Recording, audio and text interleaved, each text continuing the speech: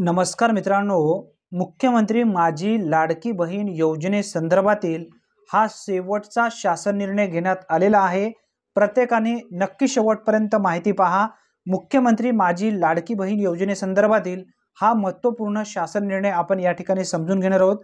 राज्यातील महिलांच्या आर्थिक स्वातंत्र्यासाठी आणि त्यांच्या आरोग्य आणि पोषणात सुधारणा करण्यासाठी आणि कुटुंबातील त्यांची निर्णायक भूमिका मजबूत करण्यासाठी महाराष्ट्र राज्यात मुख्यमंत्री माझी लाडकी बहीण योजनेची अंमलबजावणी संदर्भातील शासन निर्णय करण्यात येत आहे। आता यामध्ये सांगण्यात आलेलं आहे, ज्या लाभार्थ्यांच्या खात्यावरती पैसे जमा होणार आहेत 17 ऑगस्ट रोजी, यामध्ये कोणत्या महिला पात्र होणार आहेत याबद्दलची माहिती सुद्धा आपण पुढे जाणून घेणार आहोत। या ठिकाणी शासन निर्णय सर्वप्रथम आपण समजून घेणार आहोत। मुख्यमंत्री माझी लाडकी बहीण या योजनेच्या अंमलबजावणी प्रभावीपणे व सुलभतेने होण्यासाठी पुढील प्रमाणे मान्यता देण्यात येत आहे।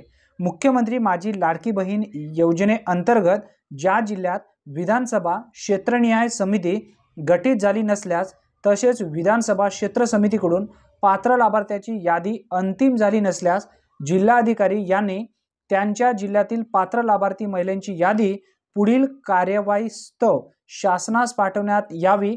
जिल्हाधिकारी यांनी यथाकाश विधानसभा क्षेत्र समितीची मान्यता घ्यावी। जर समितीची मान्यता होण्यास अडचण निर्माण होत असल्यास संबंधित जिल्हा अधिकाऱ्यांनी मान्यता द्यावी किंवा पालकमंत्र्याकडून मान्यता घ्यावी असा सुद्धा उल्लेख करण्यात आलेला आहे। आता मुख्यमंत्री माझी लाडकी बहीण योजनेमध्ये ज्या महिला 14 ऑगस्ट पर्यंत ज्यांचे अर्ज मंजूर होणार आहेत अशा महिलांच्या खात्यावरती 3000 रुपये जमा होणार आहेत। म्हणजे 2 हप्ते जुलै महिन्याचे 1500 रुपये आणि ऑगस्ट महिन्याचे 1500 रुपये, या 2 महिन्याचे एकूण 3000 रुपये 17 ऑगस्ट रोजी जमा होणार आहेत।